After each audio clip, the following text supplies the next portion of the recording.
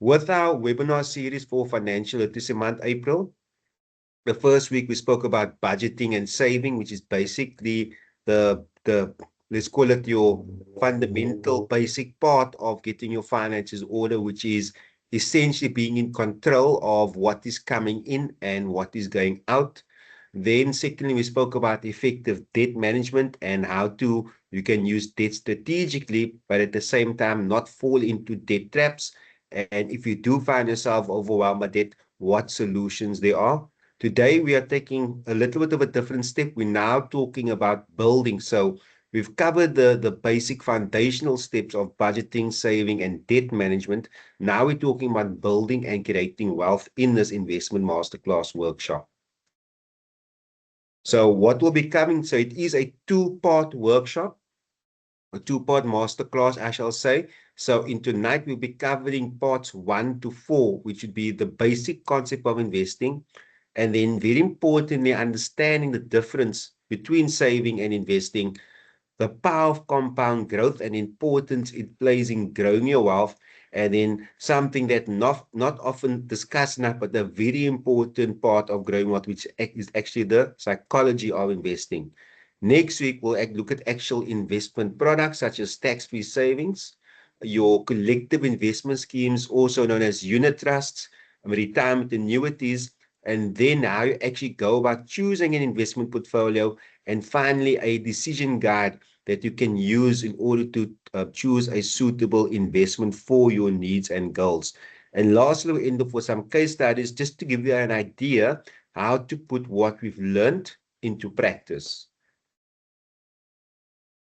Now, just before we kick off with the actual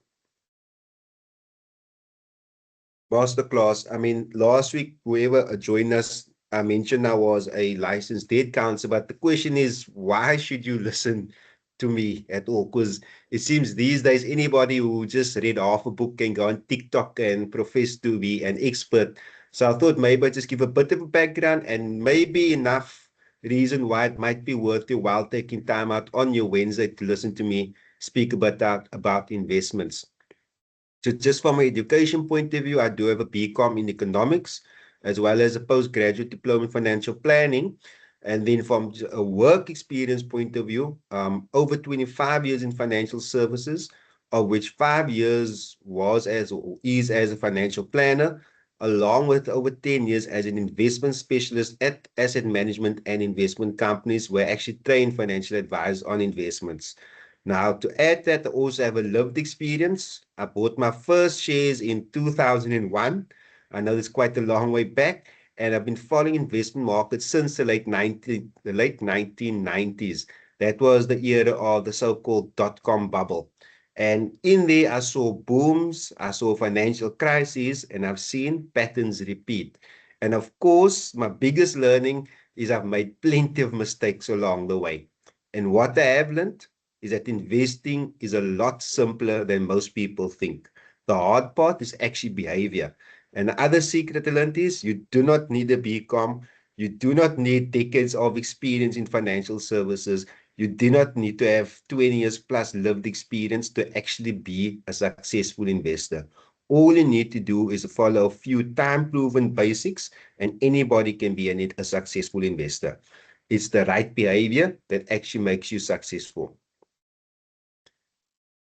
So starting off, what exactly is investing? Because it's a word that can be used quite loosely, but there's a specific meaning to what investing actually is.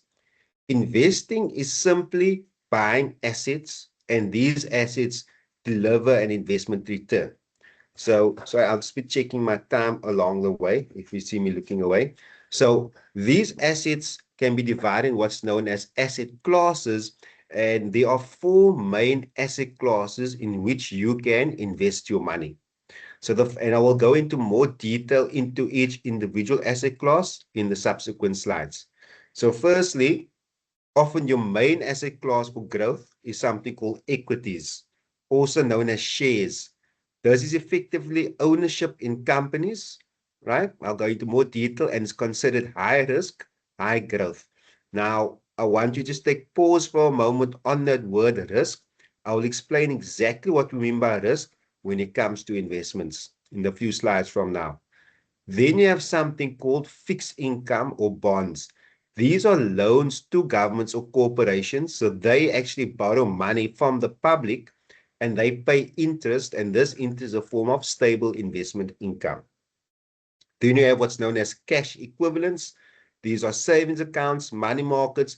They are generally very liquid investments. They pay interest, but relatively low returns.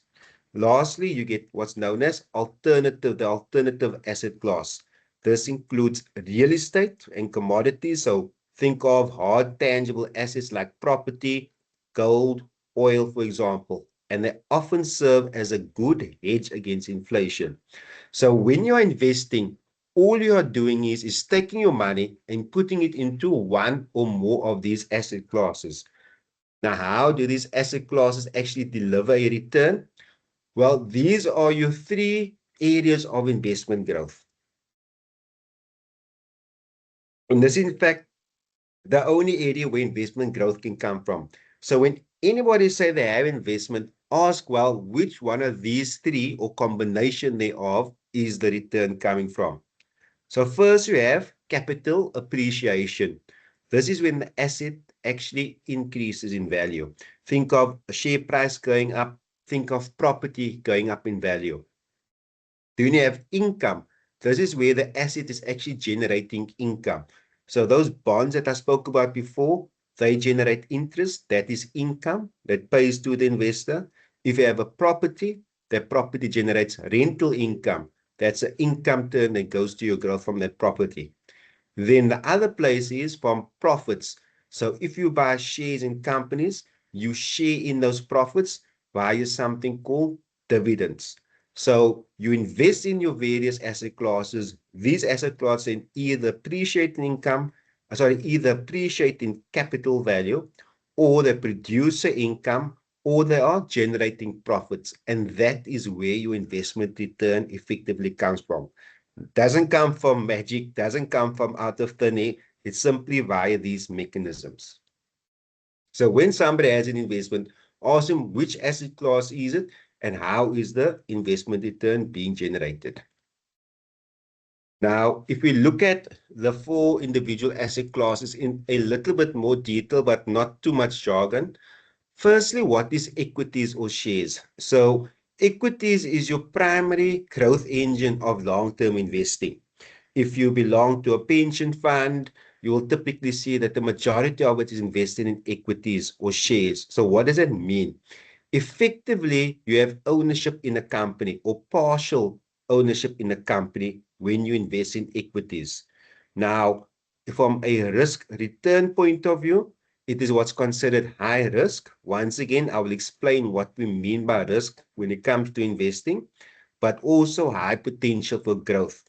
Now, what's important to know is that the values can fluctuate with company performance and market sentiment, meaning that your shares or your equities can go up and down depending how the underlying company is performing. Are they profitable? Are they not profitable? If they're profitable, it will perform well. If they're not so profitable, they may perform not so well, right? And where do you get your return from equities? Effectively from profit share, the profits generated by the business, and capital growth. So I'm just checking if there's any questions for a second. Oh, good. Okay, so what's some examples of these equities or shares? Well, in South Africa, we have what's called the JSE. This is where South African shares traded on. And these are companies such as, you may have heard of them, Naspers, Shoprite, Capitec. Also think of companies like, you may have seen BHP Billiton, for argument's sake, right? So these are all large companies, but they're actually owned by shareholders, of which you can be one. Then you have global companies. These are companies like Apple, Samsung, Toyota. Once again, these companies are owned by shareholders, and these shareholders can be people like yourself, like myself. Now, how do you actually invest in these shares? I'll explain to you later on when I speak about investment vehicles and how we access these type of, let's call it assets, right? Very importantly, equities are best suited for long-term growth who can handle the ups and downs in the short term. So effectively, when it comes to equities, this is your primary source of capital growth over the long term. If you belong to a pension fund, typically 60 to 70% of your money would be invested in equities because effectively it's investing in business and growing economies. Now, the next big asset class is fixed income. Now, this is almost a complete opposite to equities, where this is a lot more stable. So this is not necessarily long-term high return, but more lower risk than shares, but also lower returns. And what is fixed income bonds? Effectively, you are lending money to governments or corporations for a fixed interest return. So that corporation, large corporation, be it a company, be it somebody like Eskom, be it a government, they need to raise money. They will then borrow money from the public and pay interest on that money. And that money is basically a consistent stream of income, also known as a coupon rate. So bonds generate primarily income that is often predictable and stable. Now, what are the different types of bonds? You get your RSA retail savings bonds, you get Eskom bonds, you get treasury bonds. They are more ideal for conservative investments who seek stability and predictable income. Now, if you look at your, let's call it your safest investment that you can make, it's called cash or cash equivalents. Effectively, these are short-term, highly liquid investments that are easily converted to cash.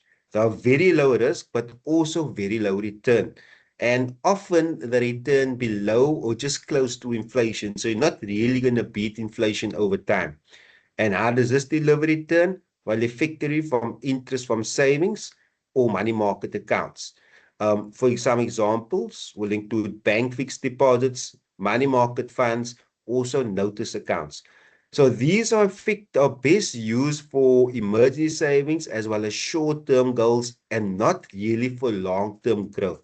So more of, let's call it money for your safety net, for your emergency fund. It earns a bit of interest, but in the long run, it's not going to make you wealthy. Now, the last major asset class is real estate and commodities, and this includes tangible physical assets like property or natural resources such as gold, oil, and platinum. If anybody can see what's currently happening in world events now, we have the oil price fluctuating dramatically. That is due to a shortage of oil. So had you invested in oil a few months ago, you would have made a tiny sum of money, but of course, none of us could foresee what would happen. But that is just one example how it can act as a diversifier in your portfolio. So it's considered moderate risk because there are tangible assets and the returns depend on current demand, prices, and economic cycles, as well as current world events, as what we can see currently with the oil price. What is good about real estate and commodities is that they are a good hedge against inflation. So these assets may produce rental income, they may produce capital appreciation, they can have price gains. And examples, you can look at something, if you want to invest in property, you can buy property through what is known as REITs, real estate investment trusts. You may see some of these companies' names on certain shopping malls and certain office blocks or office parks, companies such as Growth Point, Redefine. So you can invest in those companies who actually own real estate, which is rented out. You get let's call it tangible Kruger Rands, actual real gold. Then you also get products called ETFs that can mimic the price of gold. And what they are useful for is what is known as portfolio diversification, which is something I will speak about a little bit more in subsequent slides, but also inflation protection, which is a very important part when it comes to investing. Now, I mentioned the word risk earlier, and it's very important to understand what is meant by investment risk. So investment risk is the chance that your returns differ from what you may expect, including the possibility of if you may lose money. Now, this doesn't mean that necessarily you're going to lose all your money when it comes to investments, but it also means that you got to expect a positive return, but you got a negative or flat return. So what are the different types of risk? Well, the first one that we most often assume with risk is something called market risk.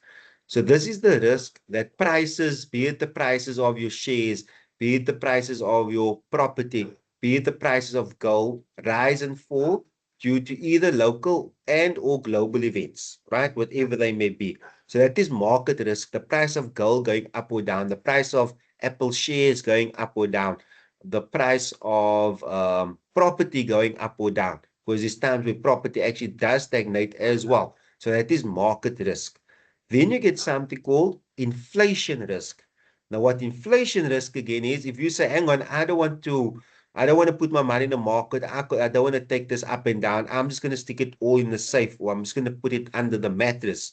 The problem you have there is that after a few years, that money wouldn't have grown at all, and inflation would have eroded the purchasing value of that money.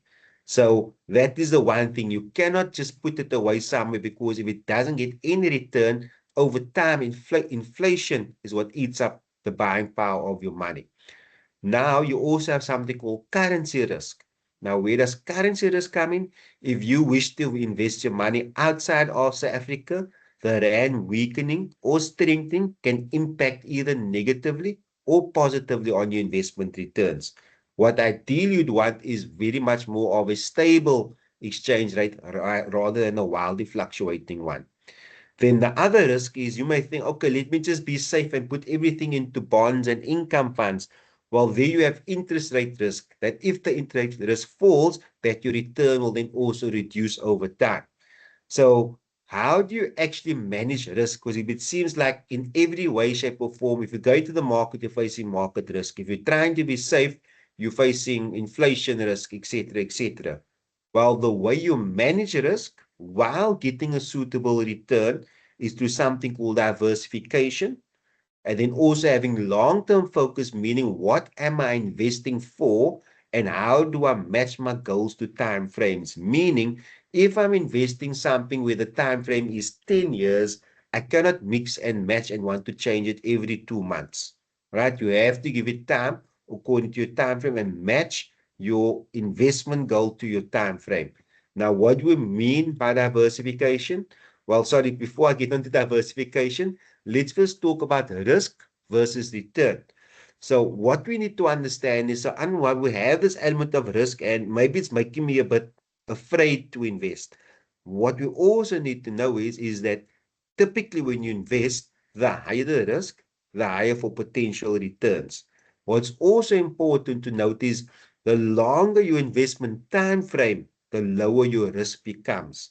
So risk is very much a function of time, meaning the shorter your time frame you invest, the higher your risk can be. The longer your time frame, 10 years, 11 years, 20 years, the short your risk, even if you're going to something that is considered high risk, like equities. So what does this risk return ratio looks like? So we know that higher risk, meaning more volatile in the short term, has a potential for higher returns in the longer term. Now, if we just look at some of our main asset classes, if you look at equities, over time, it has averaged over 10% average annual return. Now, I know there are some years where it may do 20%, but there's also been years such as 2008-09 where it actually did minus 30%. And I distinctly remember in one day, just when lockdown was announced, that the equities dropped by something like 40% in the space of one day. So that is something it can do. However, over time, over periods, whether you measured over 20 odd years, whether you measured over 30 years, whether you measured over 100 years, has consistently done more than 10% average annual return. Bonds, on the other hand, has a lower average return over time compared to equities, and then cash has the lowest return out of all, even though it is the safest. So what does one do? What is the best way? What is the best asset class? Well, the question is, there is no best asset class. Each asset class has its own function. And what you want to do is, in order to balance stability along with growth. So think of cash and bonds providing stability to your portfolio, and then equities and property and sort of alternate asset classes come on adding growth opportunities. You effectively want to combine all of those so you balance your risk versus your return. So how do you get the best risk versus return? Let's call it compromise, is through diversification. So what you're doing is you're avoiding the all eggs in one basket, meaning if equities don't do so well for a few years, your bonds will provide a return. Your cash will provide a return. In days when the markets are doing well, that's when your equities again provide a high return, whereas your bonds and your cash might just chug along at inflation. And what it does is it balances losses in one asset with gains in another. Now, what is quite easy is that you don't have to go through a whole exercise to be diversified. These days, you can diversify instantly whether you invest in something called an ETF, which is an easy way of getting into invested, or a collective investment scheme or unit trust that has built-in diversification in many cases. You can even get global exposure by investing in diversified unit trust or collective investment schemes. So it is not difficult to actually diversify your portfolio. So when diversifying your portfolio, what does it typically look like? Well, remember, I say that when it comes to investing, your time frame is the most important factor. Well, what you want to do is you want to align your investments with goals, your risk tolerance, how much risk you're willing to accept, and your time horizon. And typically, the longer your time horizon, the more equities you want, because equities is your growth engine over time frame. In the short run, it may be volatile, but over the long, it's been proven to be inflation beating growth, right? And if you're going for more shorter time frame, you want to then have more fixed income and cash, because what you want is more stability. So we can see with the one on the, I hope it is this one here, that with aggressive, so that will be a longer time frame, more equities, 80%. Here we are more conservative, shorter time frame, less in equities, more in cash. And remember, we always want to be sleeping well at night, rather that than not sleeping well at the expense of simply chasing returns. You do not want to chase returns. You want to simply have the right asset allocation for your time horizon and your goal that you want to achieve.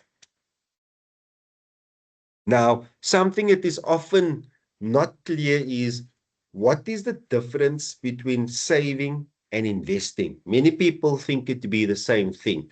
Well, there's a clear distinction. When it comes to saving, your goal is effectively to preserve capital for short-term needs.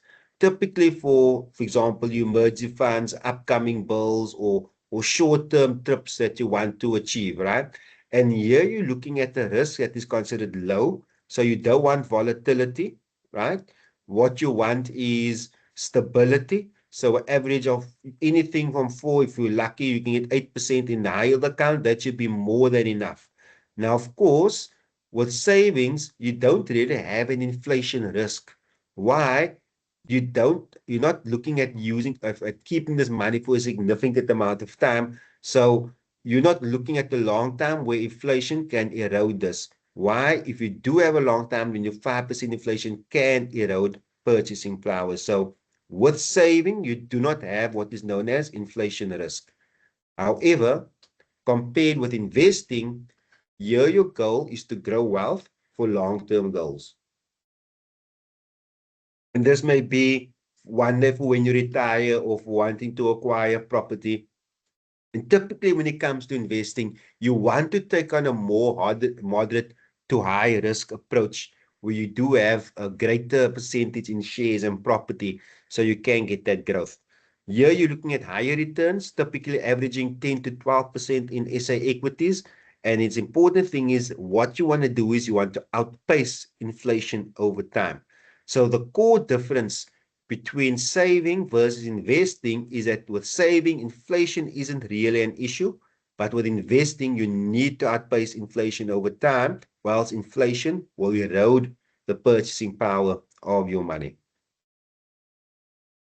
Now, here's just an example of what it would look like of purchasing versus investing. Purchasing, sorry, of saving versus investing. So just look at 100,000 in savings at the 6%, which is a pretty generous rate at a, let's call it the interest-bearing call account. There you have in 1 year 106,000 Rand. But if inflation is 5% in real value, so if you ever see the word real value, it simply means the value increase in excess of inflation, you're barely breaking even. Now let's look at investing and not as a massively high return, 10%, right? So it's 110, but now look at your real value difference, a significant difference in real value. And what's important is that savings accounts often fail to beat inflation, meaning you actually have a net loss over time.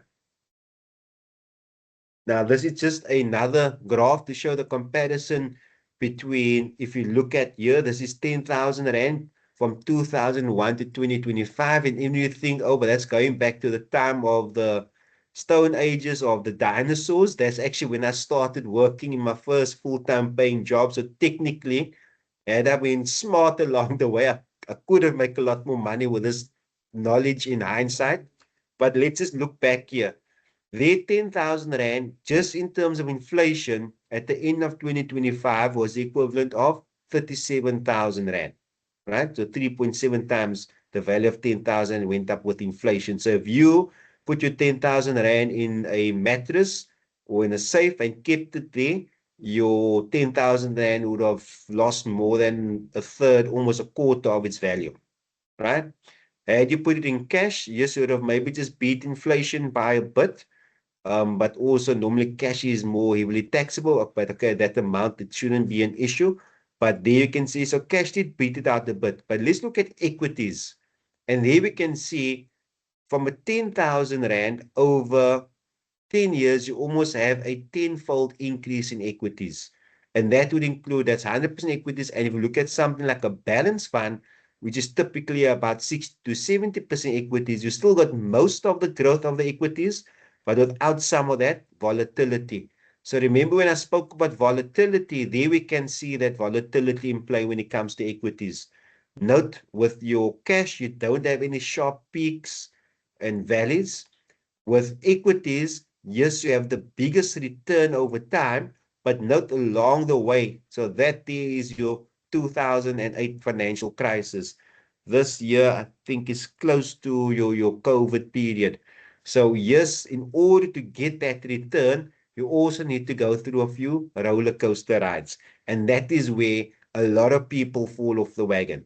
However, we can see by having a more balanced fund, which is a more diversified fund, so that a balanced fund is a diversified fund that's invested across all asset classes. You still get the majority of the growth of equities, but with a much smoother ride. Why? That is your defensive assets, your income assets, and your cash that smooths out the rides, but you're still getting the growth of the equities. So that is what we can see by the benefit of, firstly, investing to beat inflation, but also the benefit of a diversified fund as well. So when to save versus when to invest. You save if you need liquidity within the next 1 to 3 years, be it an emergency fund, be it a holiday. And if your risk tolerance is low, meaning you don't have, you need to preserve capital and you don't want to have a lot of fluctuations. As a tip, you can use something called high yield savings account. You often find them called money market call accounts, etc. And like they have about a fairly decent interest rate of anywhere between 5 and 7% that minimizes the impact of inflation, but it's not going to give you long-term growth. Invest if your time horizon is 5 years plus. That can be anything from an education fund to retirement or anything beyond 5 years. And in this instance, you can tolerate market fluctuations. Now, the rule of thumb also very important. Many times people come say, Anwar, I want to invest. But when I ask them, where's your emergency fund? Where's your buffer? They say they don't have one. Well, you first want to at least start contributing towards your emergency fund. You don't have to have your full 3 to 6 months expenses in your emergency fund, but The one thing you don't want to do is when you start investing is when an emergency does come up, actually have to withdraw from your investment rather than your emergency fund. So you want to have an emergency fund or at least started building up your emergency fund before you start investing. As a minimum, I would say have at least 1 month of expenses in savings as your emergency fund before you actually start investing. Rather build it up first, start creating your safety net, and once you have that safety net, you can then invest in confidence. To meet your long-term goals, typically a good, remember when you spoke about budgeting and you spoke about saving, you spoke about putting away at least 20% of your net income. So a good ratio is that 20% that you're putting away of your net income. Ideally, you want 70% to go to investments that can grow and beat inflation, and 30% that can build up your short-term savings. Now, what we're going to speak now is, so we spoke about asset classes, we spoke about inflation. But one of the most powerful aspects when it comes to actually growing your wealth is something called compound growth. Now, before I go to the next slide, I promise I'm not here to traumatize you with this. So for those who just feel a bit of trauma seeing this, don't worry that this formula will not be in the exam. And for those worrying about the exam, don't worry, there isn't an exam. So if we look at here, I just feel it's important to understand the basics of compound growth because this is the real wealth builder. Above all else, compound growth is the real wealth builder.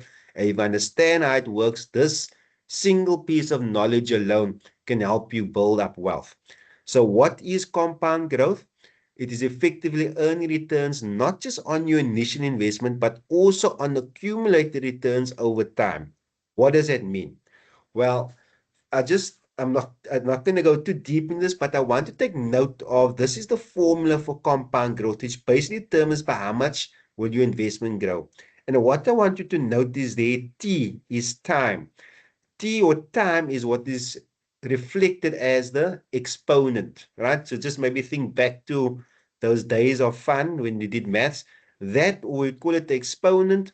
So that means it has an exponential effect. Or if you remember in earlier grades, we say to the power of, and that small little number will have a dramatic increase in that number. And that's what time does is the greater your time number, the bigger it has the biggest impact on creating an overall larger investment amount. That is the point I want to get through. So you don't need to memorize a formula. Just remember the T, the time, has the biggest impact on what your final investment amount is in this formula.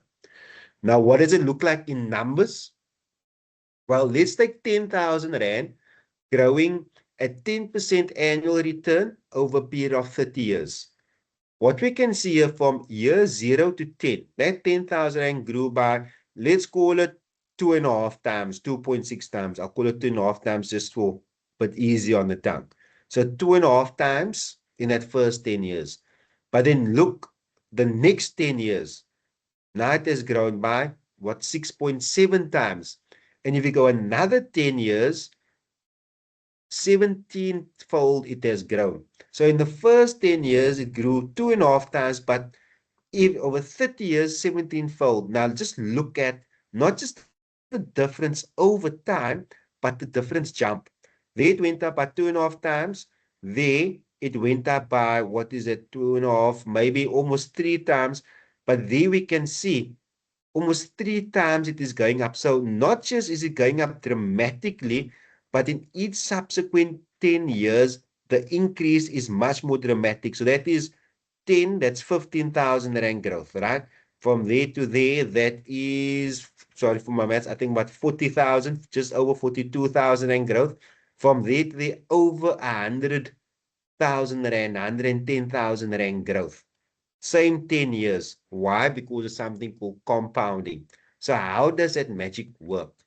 Well, if we just break it down, here we're going to see in year 1, I start my 10,000 Rand, I get a 10% return.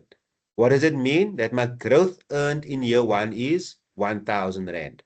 That 1,000 Rand gets added to the starting amount of my 10,000.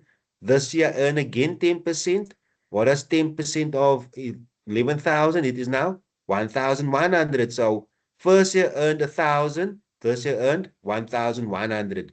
That amount gets added to the previous year in balance.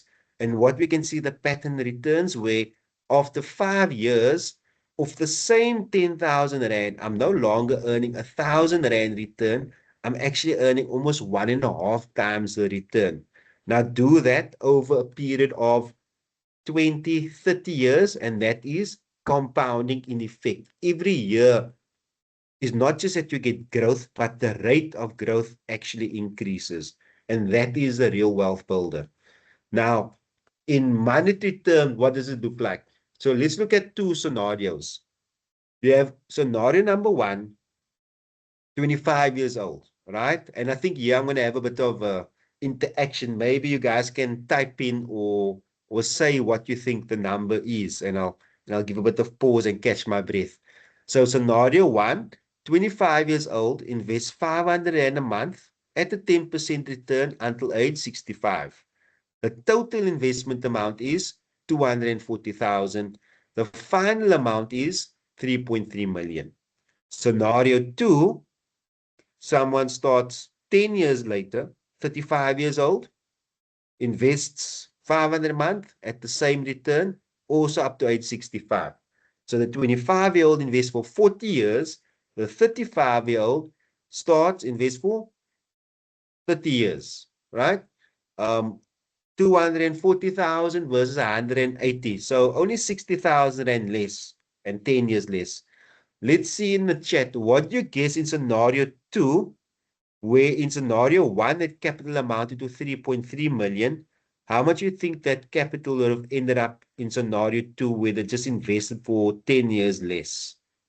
So let's see if we have any good guesses here. And now calculating it out, just off the top of your head, a guess. Can you maybe see a few answers before I go on?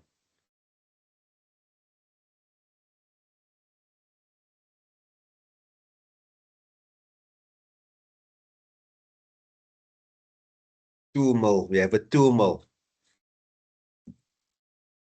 I'm supposed to, I wish I could hand out chocolates, so maybe I can hand out virtual chocolates, or when we have our 50% less, so that's about, what's it, one point, I must do my own maths, 1 point, what's it, 1.8. Okay, so let's look at this. So yeah, I must find out a way how to give virtual Smarties out, the chocolates out to those that are answering. Okay, so what is that figure? The question, 1.1 million, a third less. So look at this, start at 25, start at 35. 10 years cost that person 2.2 million, a third less. That is just 10 years. And that is somebody still started relative. I mean, how many of us are not at 35 and maybe started a bit later at 35, right?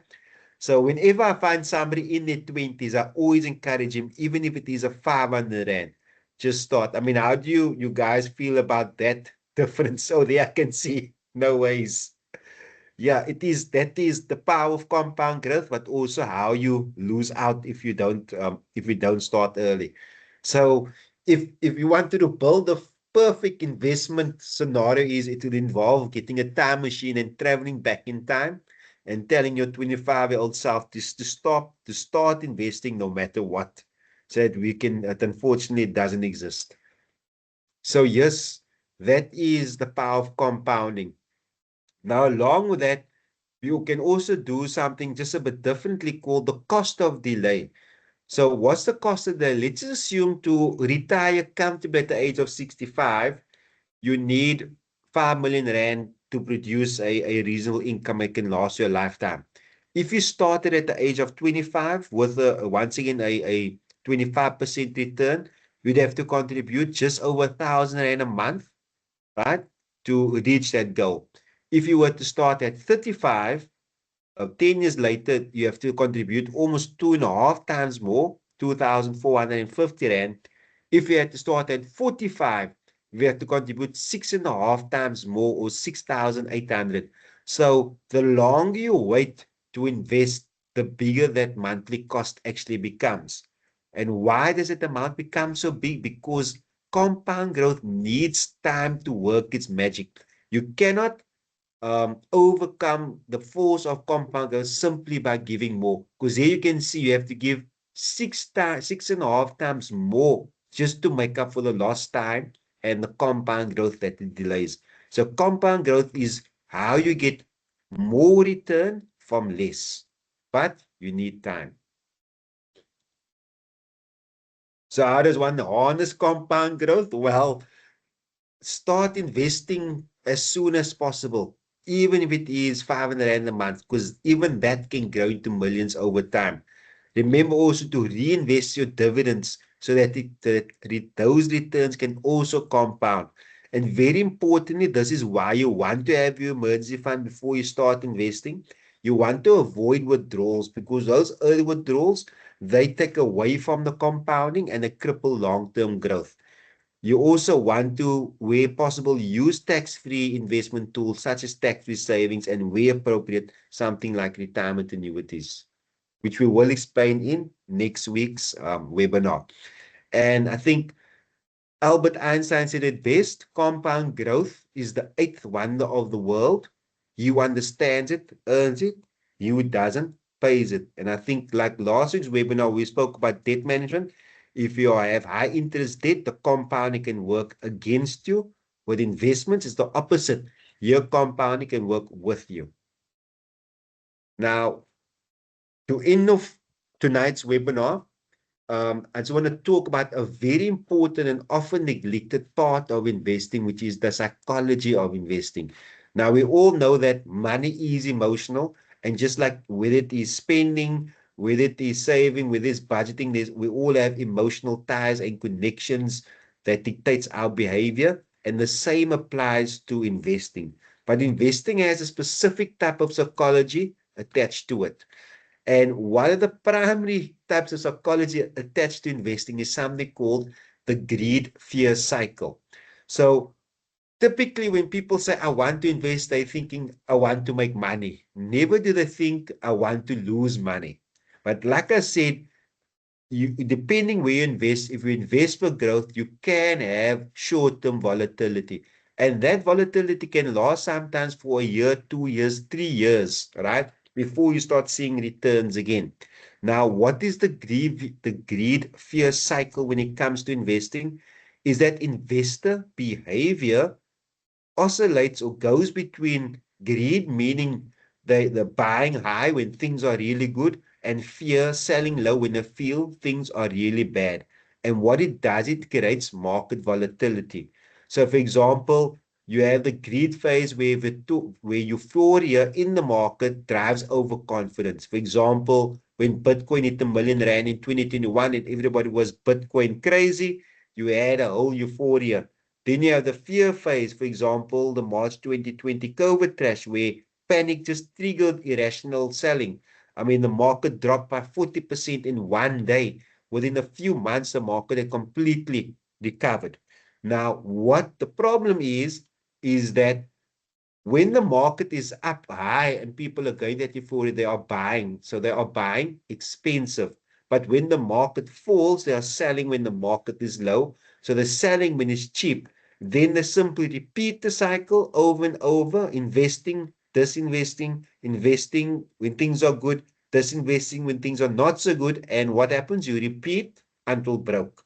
So when you invest, it's important to stick firstly to develop a time frame that is suitable to investment goals, but then also stick to that time frame.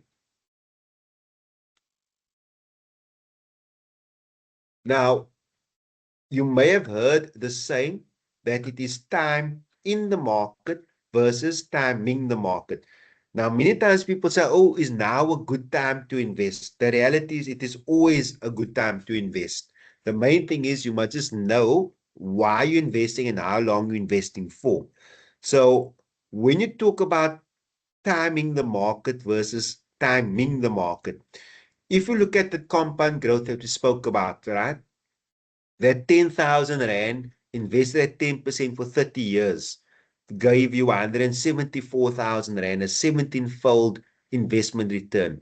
Had you just missed the 10 best days out of those 30 years, your returns have dropped to 6 to 8,000, less than half. In fact, almost a third. So imagine that who can time 10 best days over a period of 30 years? Basically, no one. If you are only looking for these 10 best days. But if you're saying, Anwar, how can I be certain to get those 10 best days? The answer is remain invested for the full 30 years.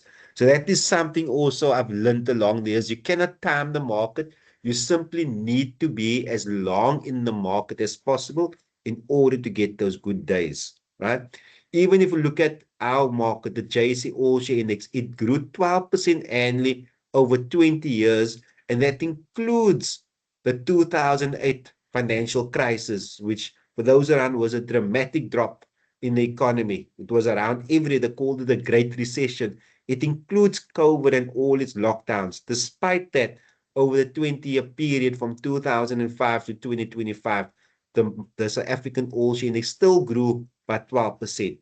However, did the typical investors' return grow by so much? Unfortunately not. Because of moving in and out and trying to time the market, and you simply just stayed in the market versus your typical investor return, we can see something called the behavior gap, and that is poor behavior by the investor going in, coming out when things are good or bad, and instead of remaining invested. So that often we find that investor returns get reduced, not because of the actual investment return, but because of their behavior. And a typical example is if you look at investors who held through the 2008 financial crisis, those who seen their portfolios recover and grow by 2011, but those that cashed out in 2009 solidified their losses. So what's also important is that you also have behavioral biases that can derail returns. So one of them is confirmation bias, is where you continuously seek info that supports existing belief. And this is more specifically where you're investing in more, let's call it specialized type of funds. So ignoring risk in something that may be speculative, for example, crypto and those things. Then also, once again, investing in a specialized asset and you have something called loss aversion, where it might be better to let go of it, but you don't want to let go of it because you feel you're going to now really materialize a loss. What's very important is that if you do have a diversified portfolio, it tends to bypass some of these things, right? The risk and these type of things. Then the other thing, and this is the very big thing, is herd mentality, copying others simply because everyone is making a big thing about it. Be it meme stocks, be it crypto that or blockchain you see, be it forex or these things you see advertised. Don't follow her mentality and seeing other people saying, because more often those are not investments, those are more schemes than anything else. So what strategies can you employ to overcome emotional investing? Well, very firstly, set clear goals. What is the purpose of this investment? Is it for retirement? Is it to pay for my kids' education? To avoid impulsive moves. Also, automate your investments. Use debit orders, whether it's for your ETFs, for unit trust. Why? Out of sight, out of mind. Your investments should be working quietly in the background, not every day at the forefront, right? Also, stick to the plan. Next week, we'll show you how to construct a portfolio, how to look at choosing the most appropriate investment vehicle. And once you do that, stick to the plan and avoid reactive decisions. Oh, this is happening. Oh, there's a war happening, etc. Just stick to the plan. Your future self will thank you. And one thing you can really do is, and this is the big thing, is to understand market cycles. So one thing that I've not just learned from live experience from this is that the market typically goes through 5 years of what they call growth cycle and 2 years of what they call retraction, meaning the average market, full market cycle is about 7 years. Now, obviously, it can be longer, it can be slightly shorter, but if you invest for a period anything longer than 7 years, you will get the 5 years of market growth and the 2 years of retraction. The question is, if your journey starts on the 2 years of retraction, you might see no return for 2 years. Pull out and miss all the return of the next 5 years. Also, if you come in where you're getting growth and you think it's not going to go down, when you see the retraction coming, understand that it's simply part of the market cycle. Sorry about that. Okay. And remember, so Warren Buffett, if you ever don't know who Warren Buffett is one of the, I think now the 10 wealthiest people in the world. Is the only top 10 billionaire who's on there solely due to investing. So he's widely considered the world's most successful investor. He says that the stock market is a device to transfer money from the impatient to the patient. Once again, reiterating that investing is simply about time and patience above all else. And that is the end of part one. Like I said, next week we'll be talking about investment vehicles and how to construct your portfolio, how to look at various scenarios, etc., about how one to structure portfolio. But yeah, just